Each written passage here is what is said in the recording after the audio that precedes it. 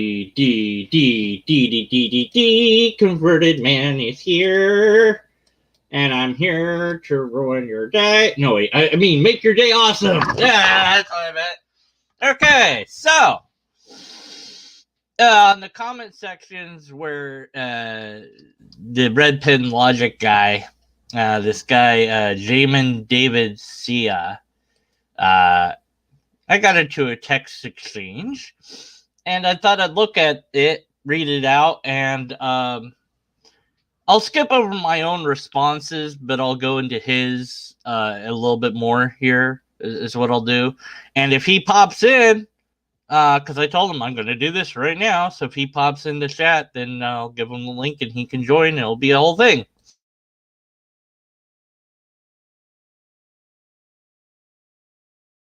Okay. So let's see.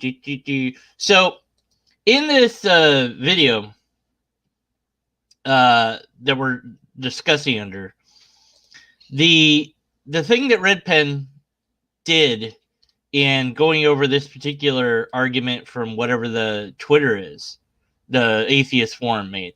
So if God's immaterial, what's he made of and all this, right? So what is immaterial in this sense? And by material, I'm thinking that you mean everything that's in this universe. Energy, is that material, or are you going to call energy immaterial? And it seems like there's some sort of kind of equivocation-ish going on where objects of the mind, like letters, numbers, and musical notes, are immaterial, but so is energy and gravity. Those are also immaterial. But it's like, no, there's a difference there. So we need proper categories. And because of that, I think that the conversation here gets off kilter. Anyways, so Jason, or Jamin, sorry, I just wanted to say Jason. I'm going to say David from now on. I can at least say that word right, hopefully. Uh-oh, I lost it. Oh, man, why does it always do this when you go big? Okay. Why do atheists waste so much energy that he considers immaterial, spinning their minds, which he also considers immaterial, so hard just to come up with these silly arguments that are also immaterial? What material proof do they have that these even exist? So, as I was saying, this category, I almost want to say category error, because we don't have proper categories of material versus immaterial versus, what are we talking about? So what we want is some definitions that are solid definitions to work from, right? Because if we don't have that, then we don't understand each other, and we have no idea what we're talking about, and that's just, that's not a good thing. So I'm gonna go ahead and pull up a little, MS Paint here, as I do sometimes. So let's just say that the gray, and I don't know, maybe people are colorblind, so goodness knows, but this will be, oops, better make that black. Can't read pink. That this would be immaterial, right? And then this is going to be a different version of that, and then this is going to be material, right? Okay. Ooh, get way over there. All right. So let's say version 2 squared. Okay. So in this category of immaterial is going to be like objects of the mind, like the number 2, musical notes. Is that a musical note? That's either way. Just drew it last video. I just talked about this. Musical notes, letters, and so on. Okay. So that's immaterial. But then you have things that David is calling immaterial, but by immaterial he's talking about he might be talking about gravity, uh, energy or electricity, stuff like that, right? So that's a different version, right? So if we to take his statement, let's see if we can get the statement to be on screen in a way that makes sense here. Oh no, we can't because that.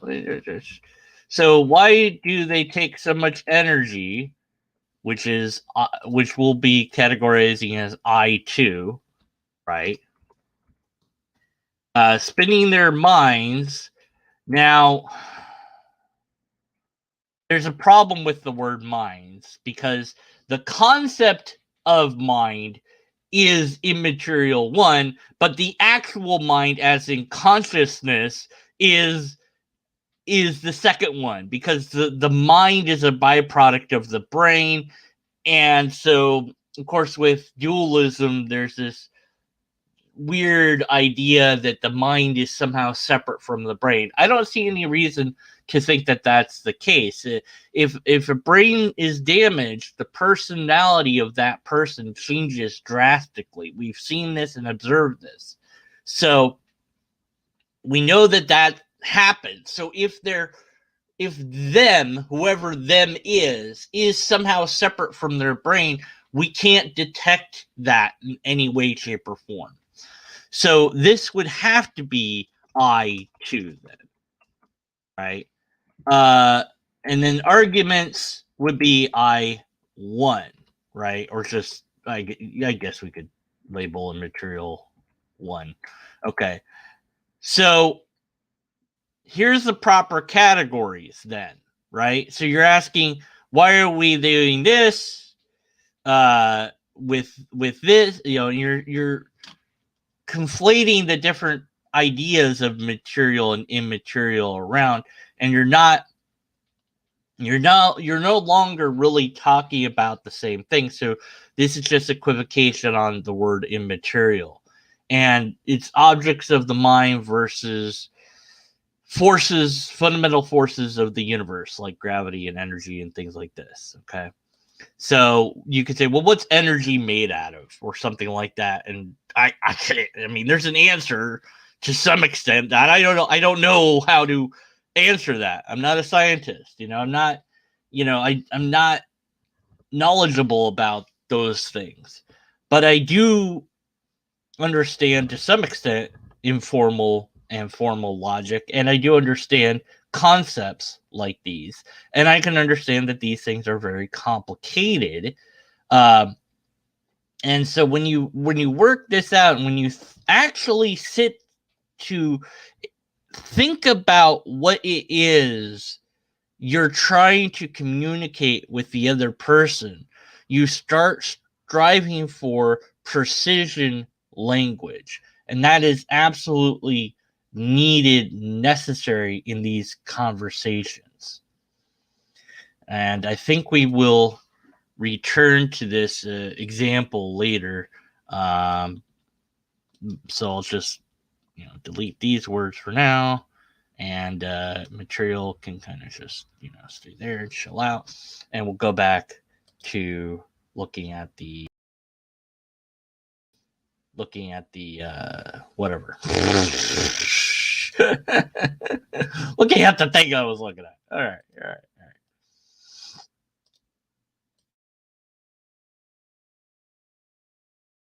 Of course, I answered the question of why we spend time on any of this stuff the way I normally do. Is like, I care about what truth is.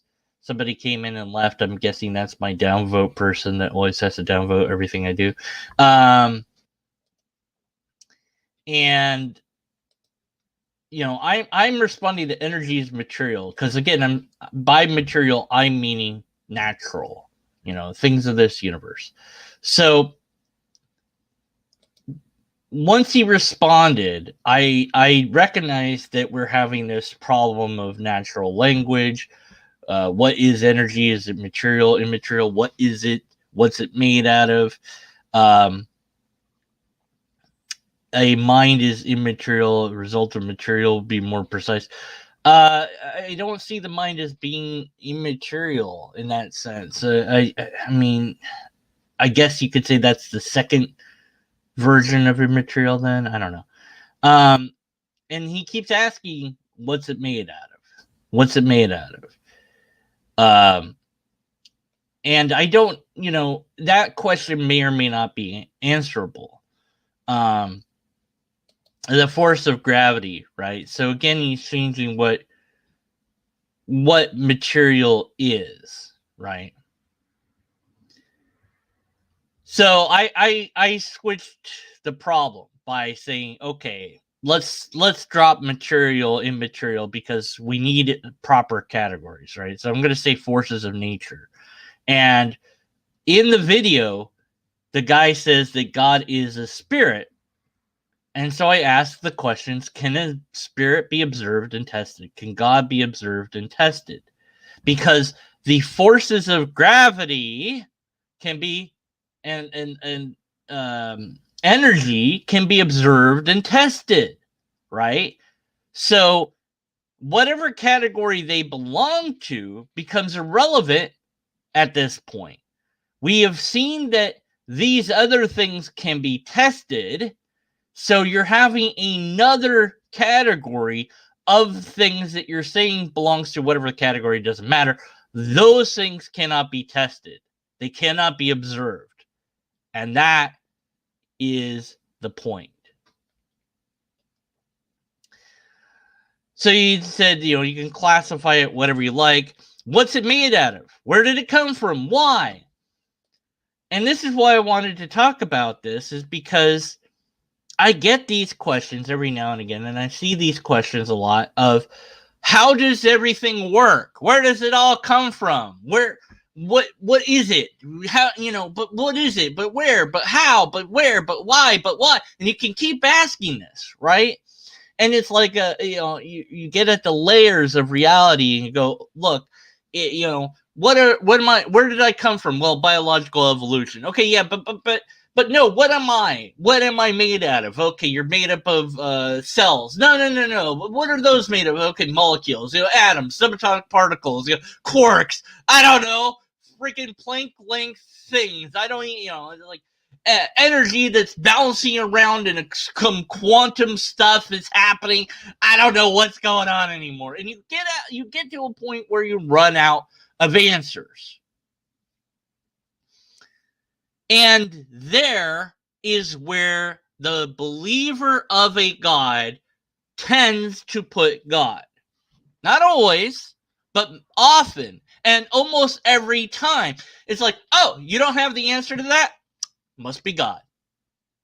Oh, we don't know, therefore God. We don't have the answer to this question that I'm asking, so that answer has to be the answer that I think it is, and that answer is, whatever, spirit, soul, aliens, time travel, God, whatever. And it's appeal to ignorance and personal incredulity. It's all it is. It's, I don't know the answer to this. Do you know the answer to this? I don't know. That doesn't mean anything. So we don't know the answer to that. So why are you asking me these questions as if I would know the answers? But here's the problem. Let's say that science found all the answers to all the things. You could still say, sure, but God's behind all of that. So you could still move the goalpost of where God is located beyond the reach of provability or falsifiability. And that is a big logical problem for the believer, because they've put God outside of the realm where you can demonstrate that it's even a thing in the first place, and then say, well, of course you can't demonstrate it. It's outside of the realm of things that you can demonstrate. Well, then how do you know it exists? It might as well not exist. You're just saying magic did it, or a wizard did it. You're not giving a better explanation. Then it says, prove the rest incoherent until there's nothing left. And I'm sure you don't need to be quote Sherlock Holmes. So you could never run out of explanations. That's the problem, is you wouldn't ever know that you had run out of explanations. And I've explained this so many times in videos I've done. And I've used the analogy, and I even did it in text here. Trying to answer his scientific questions and pointing him at science.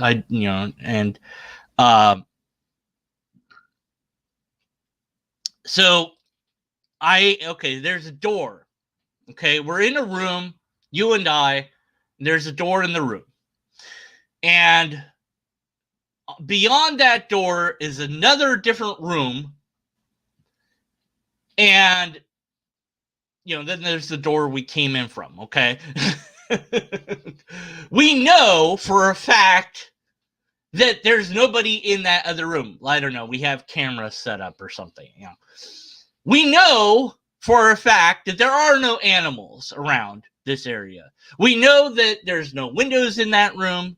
And then suddenly, to both of our surprise, the door opens.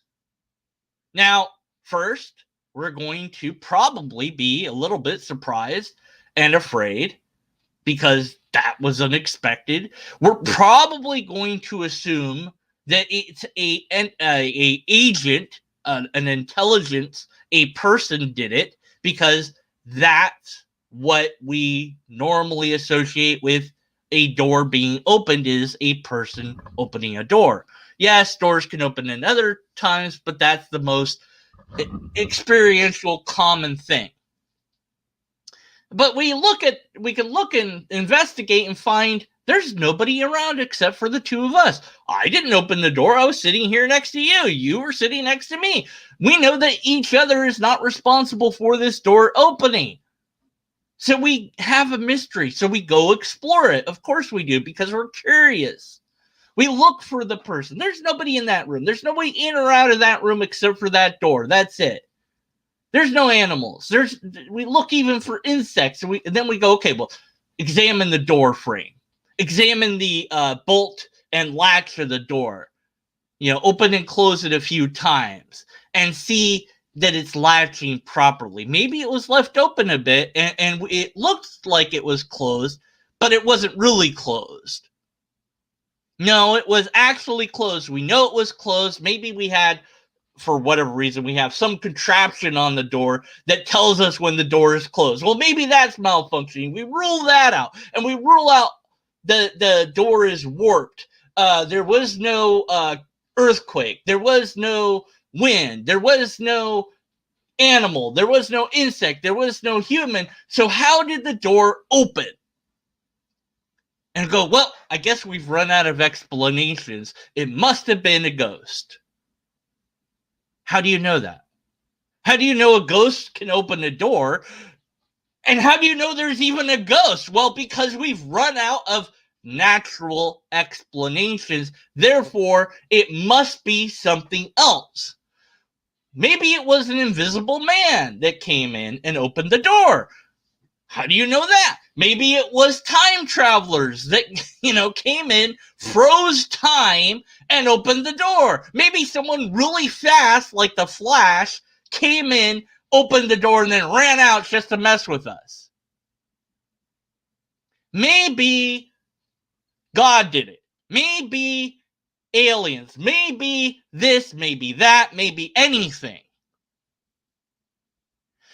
The problem is with the maybes that are not yet demonstrated to be things is that there is no proof that they are things in the first place. So to say ghost opened the door, you'd have to have an example of a ghost first. And it does you no good to say, well, but I can't demonstrate ghost because ghost is not a thing that can be demonstrated. Ghost is an immaterial thing that I can't test. I can't show ghost. So, okay. So we have ghost did it. Ghost opened the door. How do you know that a ghost exists? Well, we've run out of explanations for how the door opened. No, we haven't. First of all, we don't know that. Just because you and I, we worked at this problem and we can't come up with anything further. That doesn't matter. That doesn't mean anything in and of itself. Okay, well, we've exhausted every possibility. There's no way that we could know that. But let's just say somehow we knew that we did. Well, then it must be something impossible because we've looked at all the possible. So it must be something impossible. No, that's not how that works. Because it can't be impossible by the definition of the word impossible. Well, it has to be something like we've never seen before. We don't know that either. We don't know what the answer is. We can only say at best what the answer is not. The answer is not animals or people or the door hinge or the latch of the door or whatever. We could say maybe with some great certainty that we've ruled out these things as being the possibility. Maybe, hell, we imagined the door opening and the door didn't really open, and maybe we fell asleep and we thought it opened. Maybe and there's still explanations that we haven't ruled out. And even if we could, that doesn't mean that the explanation therefore must be something else that itself isn't proven to be an explanation. Ghost is not an answer for how the door opened unless you demonstrated that ghosts are even a thing. And you haven't.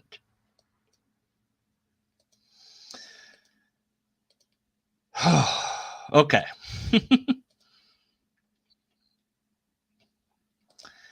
We're both amateurs, I agree. I said I'm an amateur logician. And then, of course, he mentions the Kalam cosmological argument, KCA, which I've done a video on called the KCA. I've done that.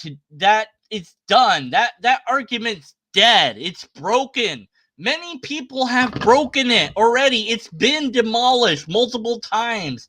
Both in academia and on YouTube. Oh, where has it been done? You show them where it's been done. No, that doesn't count. That person's not scholarly enough. They don't have enough blah, blah, blah. They're not a philosopher, blah, this. It's like, oh, goodness gracious. It's broken, okay? That argument doesn't work. The arguments from misunderstandings and misapplication of philosophy to a scientific question of how the universe came to be what it is. That's not a philosophical, well, I guess you could say it's a philosophical question, but it's answerable by science, by observing and testing things, by just looking at how things work, putting down that, collecting that data, getting other people to look and check and recheck that data, having them look at it, looking at that and scrutinizing and interrogating that to make sure that you filtered out biases and errors and flaws until you're left with something close to or the truth as best as we can. That's the system of science. That's what it is. That's why we're on the internet. That's why we can have computers and clean drinking water and vehicles and cities and houses. And all the technology that we have and all the medicine that we have is through the system, the philosophy of science. And in comparison to all other philosophies, maybe we should say science as a philosophy has trumped the other philosophies, and you could say they're not needed, or you could say they're below it or something else, or they're interesting, but they're not as useful as this. And of course, the philosopher, whatever. Okay. Look, I'm an amateur logician. I love logic, but I admit that logic is below science. That logic is just a little tiny tool, but science is a huge tool, a huge method of understanding the everything that we know. But the philosophers, especially the ones of the religious bent, say, well, but there's other ways to know things other than science. And I go, really? How does that work? What system are you proposing to get to a truth that is functional, that is not itself a scientific system? How could we determine what's true? And we're in the discussion of epistemology. How do we discover what's true? If you want to just use philosophy in and of itself, you'll get nowhere. Why? Because you don't have a system. The only system that I know of in philosophy that isn't science is logic, which has a structure. It has rules to it that you have to follow. It has ways of doing it that, I think I understand pretty well, but, and that's it. So there's a system of logic. There's a system, multiple systems in science. And then there's the philosophers who are like, well, yeah, but, you can't know everything via those systems because, just by saying that everything except can be known through science is that itself is not a scientific statement. Like that's a winning move or something. No. Then you just go, okay, fine. Everything except for this sentence can be proven by science. Your move. Oh, but that's logically fallacious. Fine. Everything except for this sentence, which is itself immune to logical fallacies because of the structure of the sentence, can be known through science. Done. Now what? Right? And it's dumb. It's dumb to try to, that's scientism or whatever. No, it's not. Science you can know like everything through science at some level. One of the sciences is going to be able to understand it, and if not, then you're going to still need a system, and the only other system is logic, and that you're still going to have to turn back to science anyways, because you're dealing with the real, actual world that really exists for real, not made up ideas that people have come up with over time, which is essentially philosophy in a way of like, well, what about this? Is cat the true nature of reality? Ooh, maybe cats don't really matter because we have nihilism, and then, all this stuff,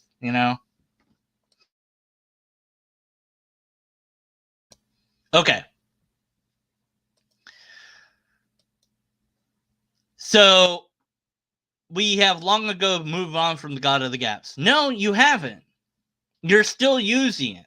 And I'll prove that soon. You've never actually considered the theistic argument. So here's that fallacy we've seen. So you're telling me what I have done, because apparently you know me better than I know myself. And you're saying, well, you don't understand. If you understood the real theistic argument, then you wouldn't be making this objection. Obviously, you're just not taking it seriously. You haven't heard of my version of God. You're rejecting the false version of God. Heard it all before. Seen it all before. Okay? Your objection is nothing new. Your God is one of many ideas of God that's out there for sale. Okay? And they're all for sale for, well, not for free, because there is a cost to every God belief. But your God is one of many ideas of God and is not special at all. Your God is no more real than all those other gods are, as far as I can tell. And as far as you could tell, if you were actually being honest completely with the situation.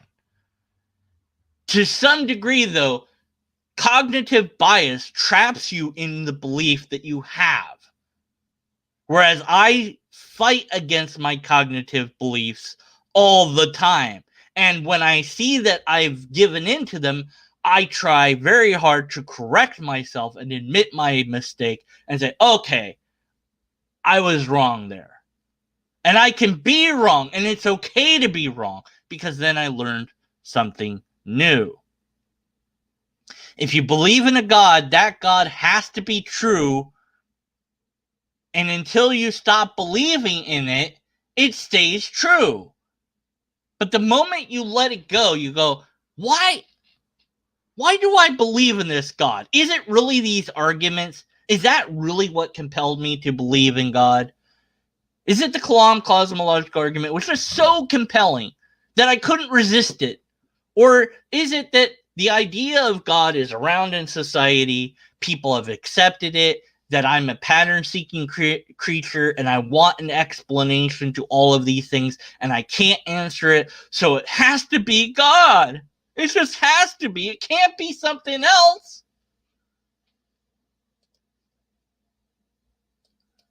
Blah, blah, William Lane Craig, blah, blah, blah. Yeah. Evolution is a fact. Materialism, I don't know what you mean by that, but whatever. He's complaining that William Lane Craig said this thing about materialism, whatever, blah, blah, blah. I don't care what William Lane Craig said. God's not a component of this universe. How do you know this? This is a claim. How do you know that this claim is true, David? How do you know that God is not a component of this universe? How do you know that that's the case? How could you possibly hope to know that? And then he says, because logically, you have no logic here. There's no argument here. There's nothing here. There's an assertion.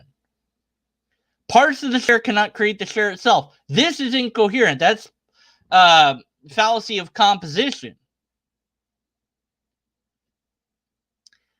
It requires an external cause. So you've gone into the watchmaker argument here.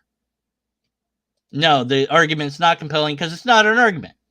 Even science cannot escape this reality, which is why science come up with the multiverse. No. Now he's asserting why scientists have come up with the multiverse. This is another theist thing. It's like, oh, they couldn't figure out how the universe came about, so then they came up with the multiverse to avoid God.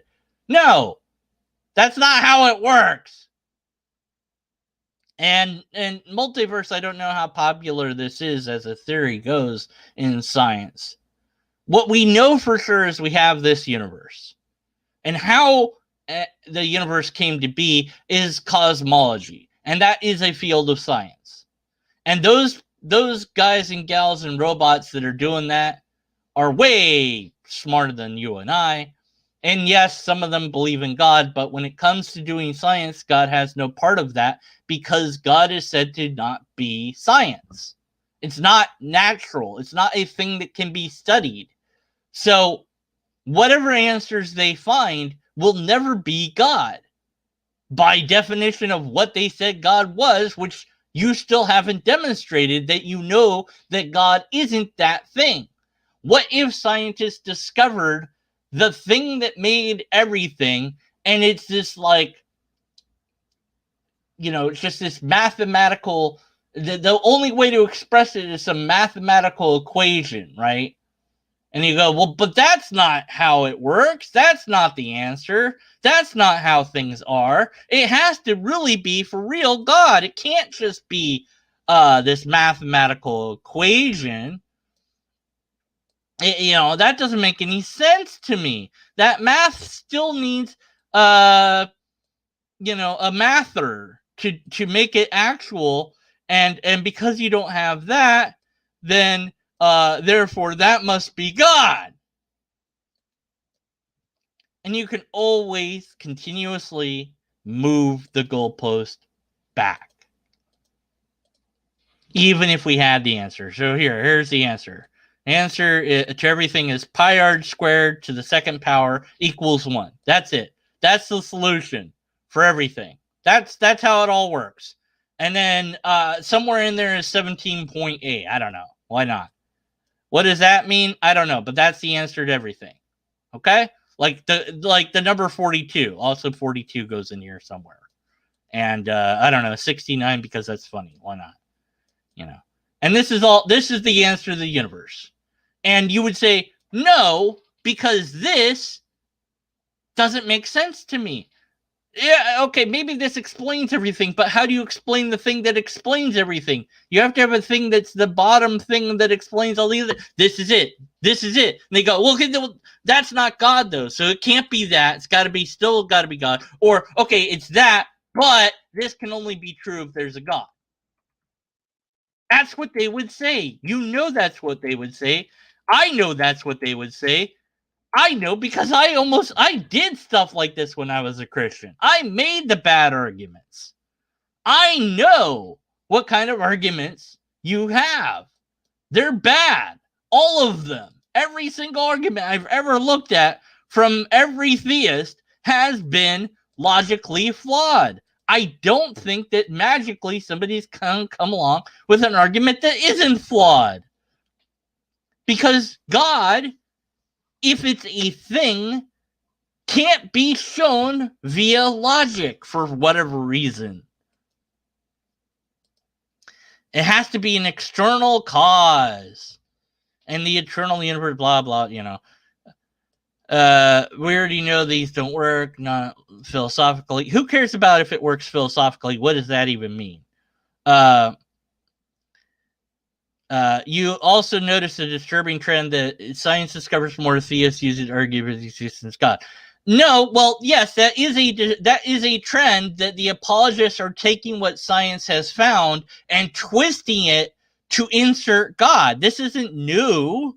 That doesn't disturb me. It's not that the scientists are using the arguments for God, though. It's that the theists are using the arguments. Because the theists have already decided that there is a God.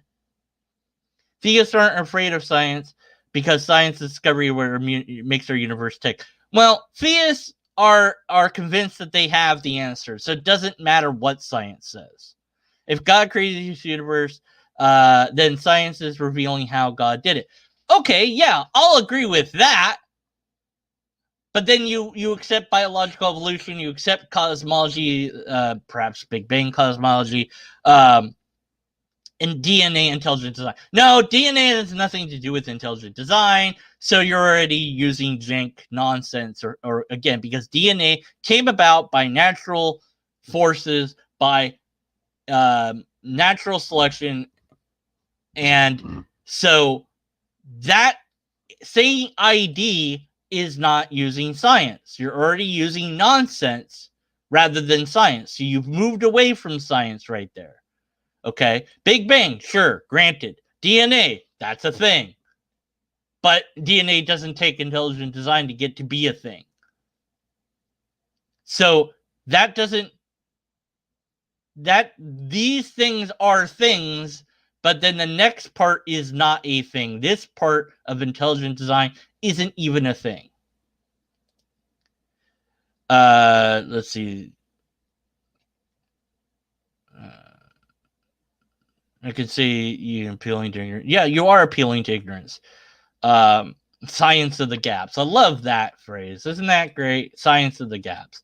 You already believe science will solve it. I love being told what I believe and don't believe. It's just really, it fills me with such joy to be told what I think and feel and believe. You think this. Don't tell me what I think. Ask me. Goodness gracious, why do theists do this? I've seen other people do it too, but why do people in general do this? I don't know. It's like, don't do that, okay? Don't tell me what I think, feel, or believe. Ask me, okay? I don't know that science will answer any of the problems, and I don't care. I'm happy with a mystery. That's fine. The question doesn't have to be answered. That's the way it is. It's a giant question mark. Yeah? And that's it. That's it. That's it. We don't, that's it. But it has to be answered. No, it doesn't have to be. But it has to be my answer. No, it doesn't have to be. And then it's interesting because then he swings back and forth on scientists, right? Scientists come up with more wacky solutions to external and internal causes and discover how desperate and deranged they have become. So when scientists come up with other answers that are not the answer that you want, then they are desperate and deranged. But when science seems to agree with what theists can twist, then you'll agree with the scientists. Skepticism is good to have, but it has to end somewhere. I agree there. You shouldn't, I don't think that there's not much value in being skeptical of reality other than running that thought experiment perhaps once or twice, or talking about it and working through it with others as an educational tool. But yeah, no, you cannot show God. There you go. Thank you. You got the point. You've seen the light at last. God is not gravity. God is not the number 2. You can say that God's immaterial all you want, but then you have the problem of showing what God is. If it's not like these other things that we know are, that we don't debate. We don't debate that numbers are a thing. We don't need to debate that. It's just like numbers are real. Well, what do you mean by that?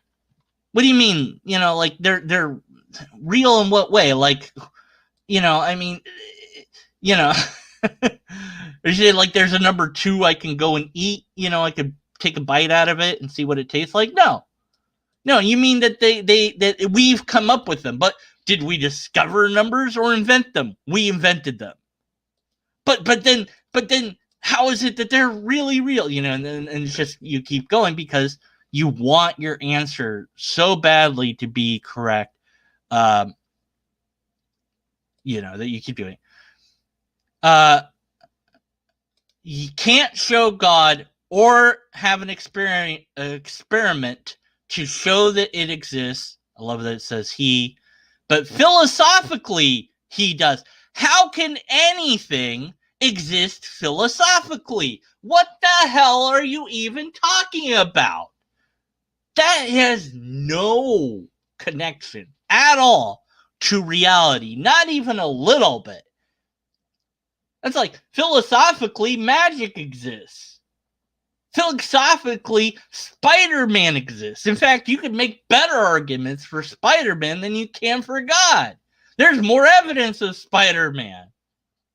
At least nobody disagrees on what Spider-Man is. You might disagree on which Spider-Man you're talking about because you have Peter Parker and then you have Miles Morales and you have whoever else has been Spider-Man, which I hate that they do. It's like, come up with a new name, okay? Oh, but it's, they're creating Thor, and now Thor's a girl. What the hell? What? Then it's not Thor. It's somebody else. Stop it. Where did we come from? There it is. There's the question. Again. That's it. It's, I don't know the answer to this question. It's got to be God. Has to be that. I don't know, therefore God. I don't know, therefore God. I don't know, therefore God. That's it. That's it. That's all this is. It's all it's ever been. It's all it's ever will be. It doesn't matter how many times you have this question answered. Doesn't matter who answers it. You will always think that their answer is actually behind their answer is God, because you want to believe God is the ultimate answer. You don't have proof of God, Philosophically, something existing has no coherent meaning at all. That doesn't mean anything. So I said Casey is broken. He's a simple man. Okay, so let's go with this here. Well, yeah, and that's not a good thing, I don't think, but whatever. The universe had a beginning. Fact. Well, yeah, I don't want to get into that because, look, that's complicated, but kind of, and also no. Okay? So I've linked to it before, but there's the World Festival of Science where they talk about antimatter and the universe, and this one guy has a model that's like shows the universe in two different directions, and it's amazing because it's like the universe doesn't really begin in that model. And what that means and how that works is he explains in that thing, okay? But again, now that's a hypothesis that he's come up with. And there are things that support his idea. And there's objections to his idea. But when you say begin, it's kind of fuzzy because it's like the T1 point of time. That's the beginning, right? Well, kind of. But also no. But also yes, because what do we mean by universe? And so we have this problem where language doesn't really help us. And so it's like, yeah, I guess kind of it began, but also no. Okay? It requires an external cause. How do you know that? You don't know that. Chairs don't create themselves. So there you go. Watch Maker argument again. So there you go. Chairs don't create themselves. Yes, but the universe isn't a chair. Okay? The universe is the thing that it is. Okay? It's not like a chair, no matter how much you want it to be. For let's see, 13 billion. So 13 billion years ago, time scale that I can't really comprehend. Neil deGrasse Tyson and Cosmos has the calendar of time, and the first few months are occupied by the formation of the universe, and Earth's formation comes way late in the picture. Way late in the picture. The universe didn't know or care that we would come about. And if you want to say that there's an intelligence behind that, then it seems that intelligence sure waited a long time to make this particular planet, and then also make this planet have the conditions possible for life to be a thing on the planet, and then set up a way that life could develop on its own, unguided, to a result that I guess it did want because it planned for it, even though I don't know how that would work. Also that then this thing could rely upon humans to deliver its message that it exists, rather than just saying to the humans, hey, I made you. How's it going? Oh, pretty good. How are you doing? Thanks for talking to us. It's insanity to believe, but that doesn't matter. You can believe insane things, okay? But no, the universe is not a share. Science has no coherent external cause. What? I don't know what you mean. Is there one? I have no idea what you're talking about. I pick God. Well, there you have it. That's it. That's why I wanted to do this reading. I pick God. Tides go in, tides go out. Can't explain that. I'm going to pick God until you guys have the answer. Crossing my arms. Ha ha ha ha ha. You guys still don't know, so therefore God. I'm going to keep picking God until you have all the answers. And that day comes. Oh yeah, well what about now? It's still God. Come on. This is God of the gaps. You pick God. That's your answer. You picked it. I don't know. I have no idea. I'd love to find out. I'd love to figure it out. I'm not going to be the one to do it. Somebody else is, but I don't need to know. I don't need to know the answer. I'm happy with the answers that we have. I'd love to know more. But I can't just pick a thing and say, that's the answer. That's not how it works. It made me feel good. It doesn't matter how it makes you feel. It's irrelevant. But it's the answer I want. So that's the one I pick. The most reasonable answer available. No, it's not even an answer because you haven't demonstrated it to be even a thing. When science provides such a cause or disproves the beginning of the universe, I'll most certainly reconsider. So until science comes up with a thing that negates my conclusion that I've decided is right, then I'm going to keep thinking I'm right. This is stuck in first gear. This is, I refuse to change until I'm shown I'm wrong. But even if you were shown you were wrong, you would still not, you wouldn't reconsider. You can't stop. You can't just go, okay, I don't believe in God now. Because science answered that one question I didn't know the answer to. That's silly. That's not how your brain works. It's not how psychology works. It's not how beliefs function. So basically, all you're saying is, I don't know, therefore God. You're running around in philosophical circles like most atheists. No, that's you. I'm trying to get you out of the circle. Not being able to answer your questions only tells me of my personally low scientific intelligence. Well, my questions were not about science. I said, could you test God? Could you test spirit? Can you demonstrate these things? Those were my questions. The science stuff, I don't know. I know some of it, but I don't know a lot of that.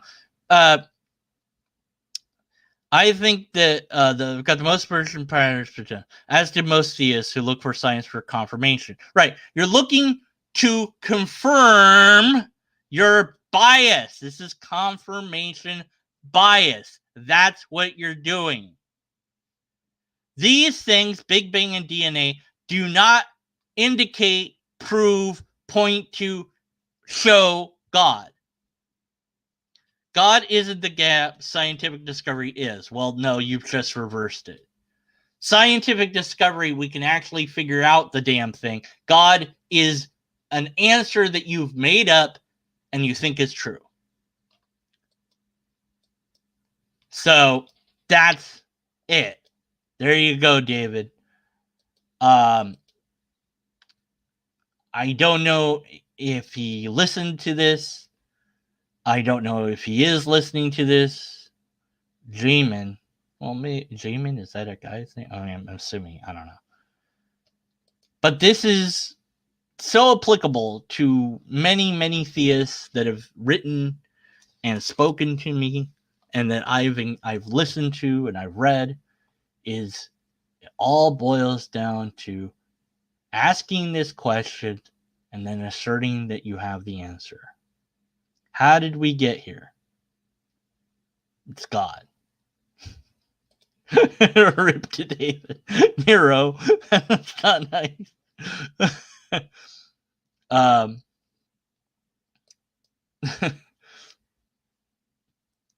It's not David I'm attacking. Okay, I just want to make that clear. I try to attack the ideas, not the person.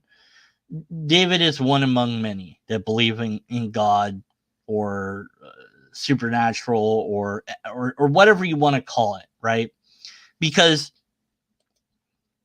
we're all looking, if you will, well, maybe not all of us. We're all trying to explain things here. I made this little thing because I tried to explain what I'm talking about, right? Earlier I said, well, here, maybe this will clear up the conversation. Maybe it makes it more complicated.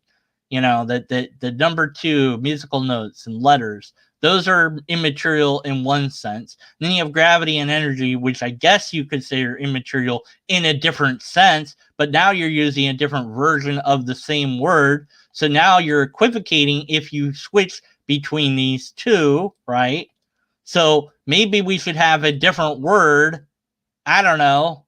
This could just be objects of the mind, objects of the mind. That's a bit, can we shorten that? Objects of the mind, objects, the mind, or OM. Maybe we could just say it's OM. Let's just say it's OM for short. Okay, OM means objects of the mind. All right, that shortened it. Okay, so it's objects of the mind. There you go. That's the answer. That's what that is. And then this is stuff, that's like, that's real. Like, I don't know how to draw gravity. Like, I don't know, maybe a down arrow. Okay, but the gravity's not always down. But it'll be good enough. Okay, just whatever. And then this is everything else. Is material, right? Then that's just, you, me, and everyone we know. And then that's what that is, right? Okay, but and that's what I'm trying to do, is explain things, right? Okay. It freaks me out when you say David. No, yeah, it's a different David. What's up? What's up, here?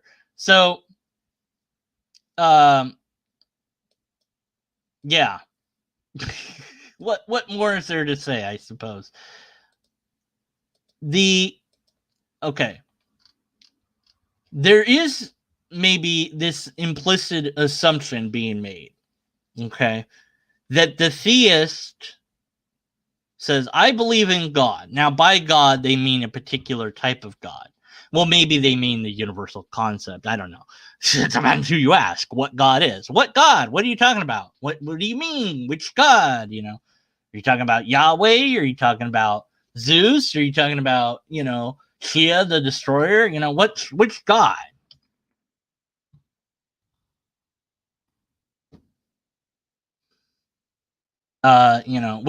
What God are you talking about? And when you Google image God, you get all the Christian God. That's the main thing you get. That's like the top search. And this guy with a beard that's looking down. That's white. Why would God be white? Why wouldn't he be black? Because we evolved from black, but whatever. Or you have the typical image of Jesus. That's not what Jesus would have looked like, but that's just what became popular. There's Mona Lisa with a face mask. I'm not sure why that's God. Okay, what the hell? What's going on here? I wanted to get an image of Shiva the Destroyer, because that's a cool god. I mean, the Hindu gods, at least when you can picture them, and they have pictures, and they're like, wow, that looks like something I've never seen before. That's, okay, why wouldn't that be God? Here we go.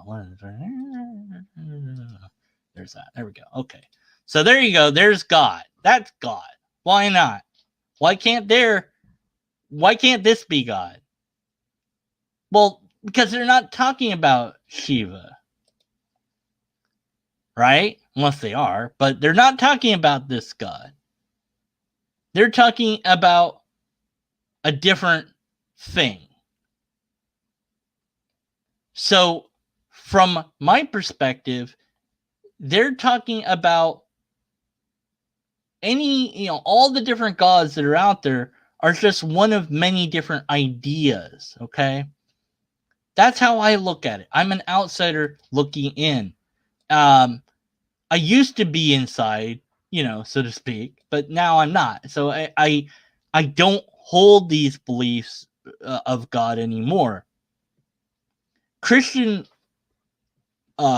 theology, at least as much as I learned, which I don't think was very much, but when I grew up and believed that stuff, and I heard different sermons, and I read the Bible, different versions of the Bible, and when I got interested in understanding it, truly understanding it, when I said, I'm going to find out if this is true, and then I went looking for if it's actually true, that's what made me a skeptic. I found nothing to support it.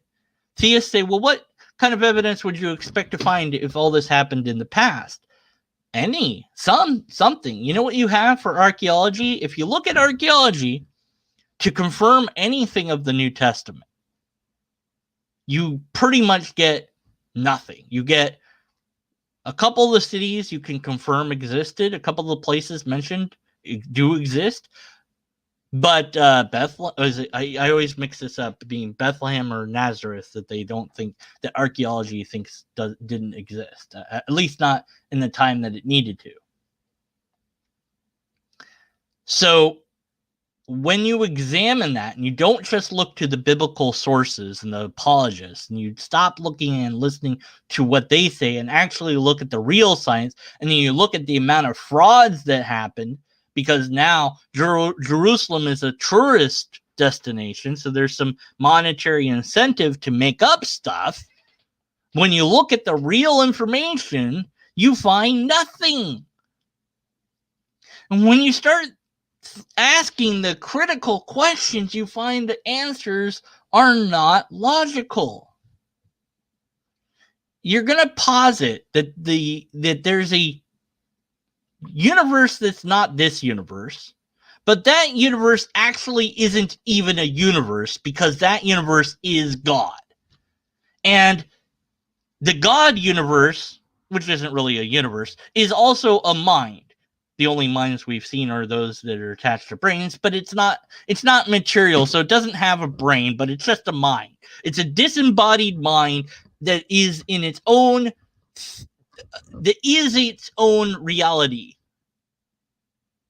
Not a universe, because that would be material, you see. And then this disembodied mind has always existed forever, and it knows everything that there is to know, and it can do anything that it can do. And then but it doesn't change, but also it cares about humans, but it hasn't made humans yet, but it's going to. So it starts the universe. It waits a few million years, about 9 million years, because the universe is about 13 billion years old. So 9 billion, I should say. 9 billion years it waits until it starts making the Earth. And then it waits another thousands and thousands and thousands of years to evolve humans out of that.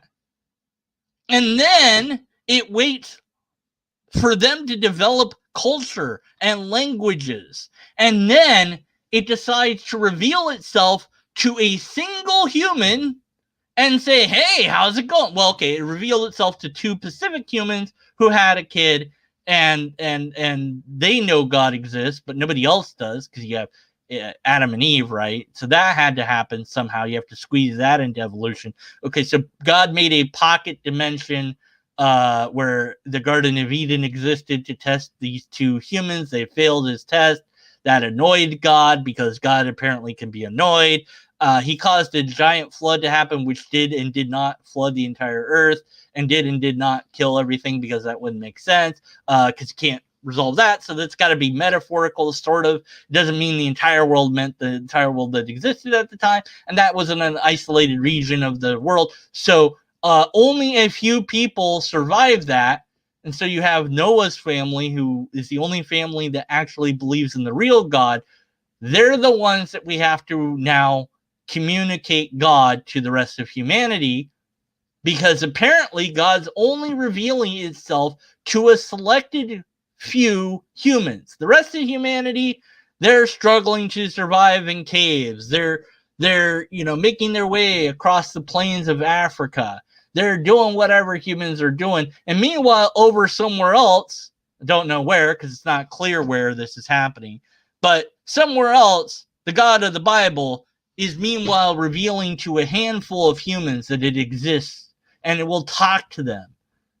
And then it goes to a single spot on the planet called Jerusalem and reveals itself to Abraham. But if you actually look at the story and you look at Abraham, Abraham picked Yahweh. He made Yahweh his God. So just like our guy David in this conversation we've had here, he picked God, one among many. He decided to pick Yahweh. Yahweh was a war volcano god. Had a wife, Astra, one of many other pagan gods that existed at the time. And Abraham decided, I'm going to use that god as my God, and I'm going to tell my people about it, and we're going to go to war. And they did. And maybe that story actually unfolds in that way, or maybe it doesn't. I don't know. It's lost to history. But to think that God revealed itself to that one human. Now, of course, you have the other group of humans of Noah's family and whoever they told that God existed, because God didn't talk to them, by the way. So there's just word of mouth passing on the ideas of God throughout generations. Still a relatively small group of humans, by the way. God isn't interacting or talking to other humans, at least not that we're told. So I'm just going by what the book says. And that makes sense to you. That God revealed itself to a tiny, tiny, tiny subset of humanity in such a way, by the way, that you could not distinguish the actual God from all the other gods that have already been invented by humans up until the time that it revealed itself to Abraham, finally. And Moses and whoever their descendants are, who have to rely on word of mouth to pass on the idea of God. My word, this God sounds identical to every other God out there in that it relies upon humans to talk about it and to say that it exists and to use it to explain things. These are just so stories. Genesis. Why are things bad? That's the Genesis story. That's what it tries to explain. The reason why things are bad is because people sinned against God. That's why things are so bad. How do we fix it? We serve God. We obey God. That's how we fix it. That's what the Jews believed. That's what many of them still believe. And that by serving God, well, it doesn't really mean that you're going to get a good life. Well, why are you doing it then? Well, because because we're God's chosen people, because God selected them out of all the other humans to be chosen and special. Yeah, like every other religious group that also thinks that God chose them to be special and receive the divine revelations of God. Humans, every single time, are the messengers and deliverers of the message of God. A single human or a small handful group of humans.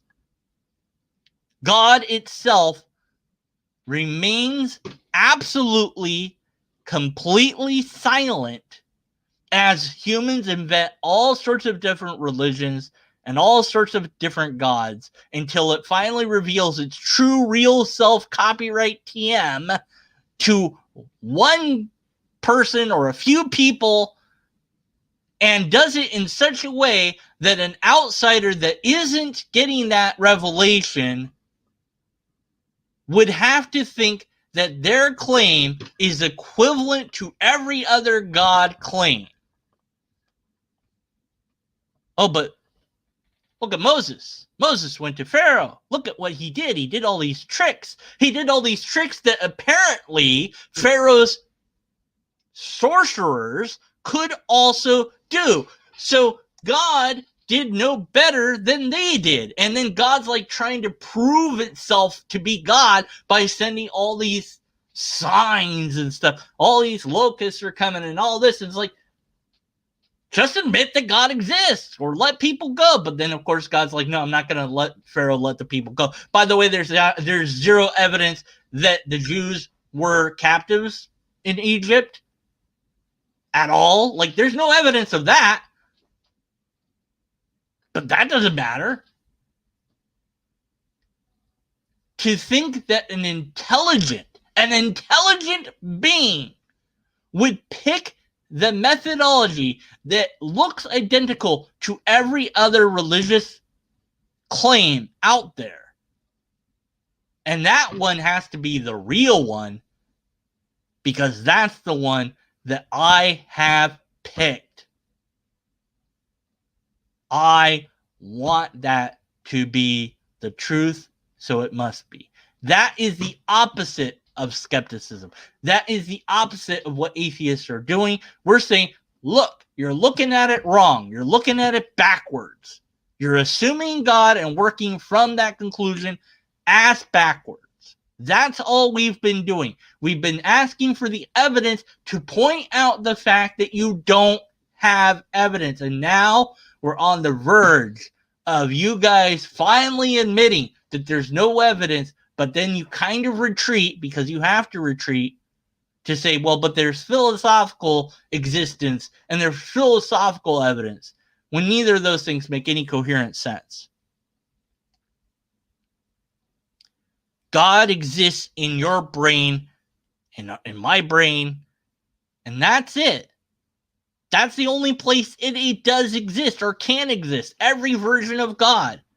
If there's a thing that is a God and it wants humans to know about it, then it certainly could devise a way that is better than all the other religions out there to reveal itself, not to a handful of people, not to a small group of people, but to all of humanity simultaneously. So we could all know what it is and what it wants, and of course ask it questions and communicate with it, so that when I say, hey God, how's it going, out loud, like I just did now, I don't hear silence as a response, because that's all I hear. Hey God, say something for my podcast, for my live stream here. It's not a podcast, whatever. Did you hear that? No. The silence means that either, if we want to talk about eliminating options, it can't hear me, or it doesn't care, or both of those, or it can't respond, or all three of those, or any combination thereof, or it doesn't exist. Now, somebody I absolutely know is real, like say Germania here. If I say, hey, Germania, and I say it out loud in my room, I don't expect Germania to hear me because he's not in my room. I don't expect him to say, hey, what's going on, back, because he's not in this hangout with me. He has no way to communicate with me in this moment other than text, maybe. And I don't know who's watching now, who's left, of the people that were in chat. But a real person talking to another real person needs some method to communicate with each other. We use technology to do that with each other online. But God is told, we're told that God can do anything, which means God could use technology. God could pop into this hangout right now and tell everybody that ever will watch this video that it exists. Of course, that wouldn't be good enough for me. I'd want it to do it on every video everywhere. Pop into existence on every television show, in every movie, on every radio station, in the air. So you look up in the sky and you see it. Forget that. Appear right in front of my face. Hi, I'm God. Here's how I work. Here's what I'm about. And here's what's going on. And by the way, I'm doing this for everybody at the same time in every single language. And this is the thing that will prove that I'm real to everybody. And nobody will misunderstand it. Nobody will mistake it. And everybody could agree upon it. But that's the thing that God cannot, will not do, because God is only real in our brain. We made it up. The real answer to the universe. How it works. Okay, David's still here. How it works. Why it's here. What's going to happen. Those answers can be found through the scientific method. Philosophy is good up until a point. Logic is good up until a point. Science beats them both. I'm sorry. That's just the way it is. I know that hurts a lot of philosophers' feelings. I don't really care. It's just better than those other things at actually producing answers. God is not an answer. God is an assertion that we humans have made up. We made God, not the other way around. And when I think about, let's say, mortality, because I think it can boil down to that. And I tried to picture what not existing would be. And it frightens the bleep out of me. I don't like that idea. It's like, no. And Noah Plum talked about this too. Is like, how could the universe possibly be without me in it, And I don't like the idea, and I can't comprehend it. But if that's the way it is, then that's the way it is. If when you're dead, you're just dead, you're just gone, then that's how it is. And there's nothing I can do about that. There's no belief I can hold to that will change how reality truly is. Maybe there's an afterlife, but there isn't a God.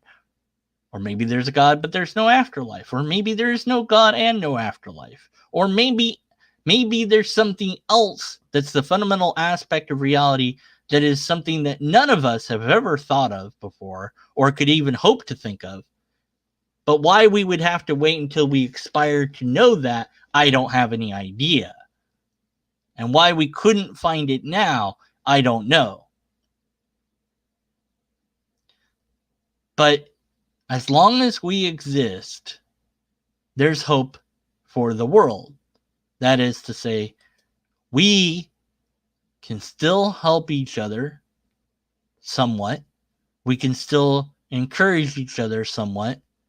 And we can still try to help each other to be logical, rational beings.